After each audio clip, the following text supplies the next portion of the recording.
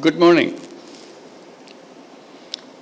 Distinguished representatives of the governments, UN agencies, and international organizations, excellencies, friends from the media, my dear Rohingya brothers and sisters, and ladies and gentlemen, Assalamu alaikum. I am happy to speak at this very important stakeholders dialogue in Cox's Bazar today. I would like to thank all of you for your presence and participation, active participation in this very important dialogue. I come here at a very important moment in our political history. 1 year back, we have gone through a killing spree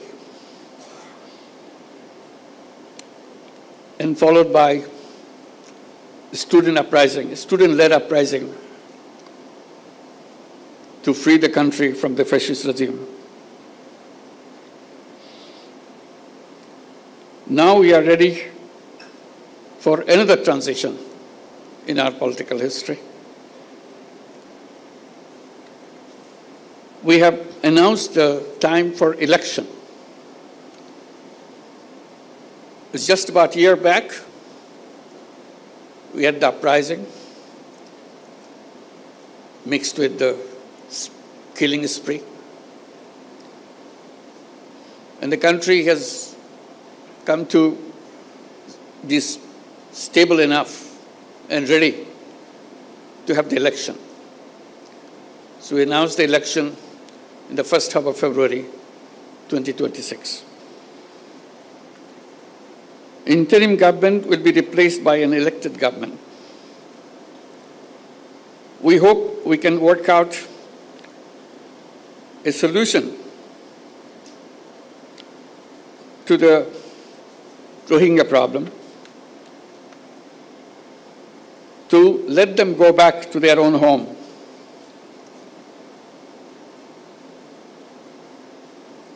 As a part of this transition process that we are going through.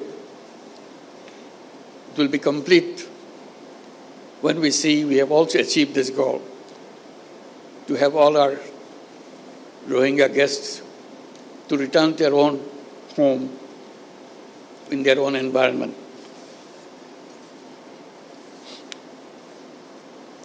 On the 8th Rohingya Genocide Remembrance Day, with a heavy heart, I draw your attention to the forced displacement of Rohingyas and their exodus to Bangladesh from Myanmar. In a spate of only few weeks, in August 2017, around 800,000 Rohingyas crossed into Bangladesh. They came to Bangladesh to save their lives. Unfortunately, the barbaric attack and persecution still persists. Hence, we see fresh arrivals at our doorsteps every day.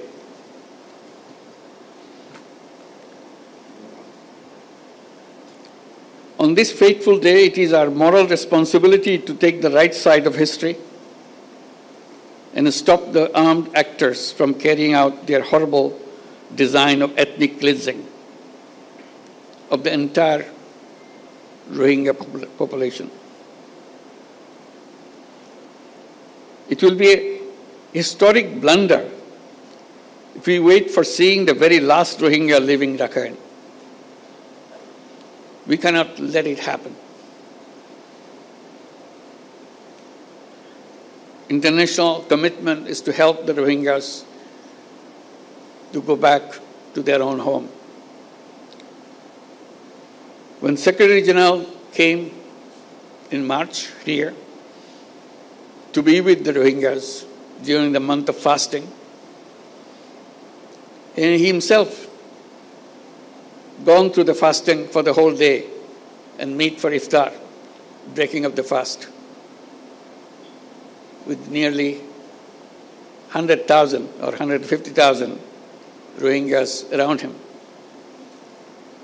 giving them hope that the world is with them and help them to go back their home and celebrate those festivals like Eid al-Fitr back home rather than here in the camps. We see fearful and shuttered eyes of Rohingya women and men when they appear at our doorsteps with horrific stories. The stories include, among others, systematic persecution, denial of nationality, forced deportation, mass killing, rape, inhuman torture, destruction of their properties in arson, and so on and so on. That is why in 2017, and even before that, Bangladesh opened its border to the Rohingya in a humanitarian gesture to save their lives despite resource and capacity constraints. This manifests our empathy and compassion towards fellow human beings during their gravest humanitarian crisis. We don't afford anymore to stand silent at the protracted situation of the Rohingyas. Hence, we urge upon the international community to undertake collective efforts to stop the Myanmar junta and the Arakan army from unleashing violence against Rohingya. Effective role of the international community is much more needed than ever before.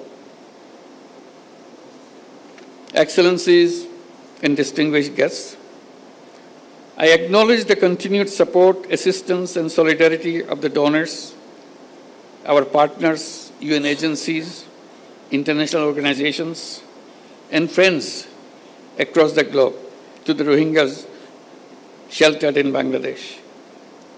We greatly value your compassion and continued partnership for the Rohingyas. Your continued support will remain pivotal and exigent until they return home. Bangladesh now hosts 1.3 million forcibly displaced Rohingyas from Myanmar. That makes Cox's Bazar the largest refugee camp in the world. In addition, around 32,000 new babies are born each year in these camps. On the contrary, only less than 500,000 of them are living in Myanmar.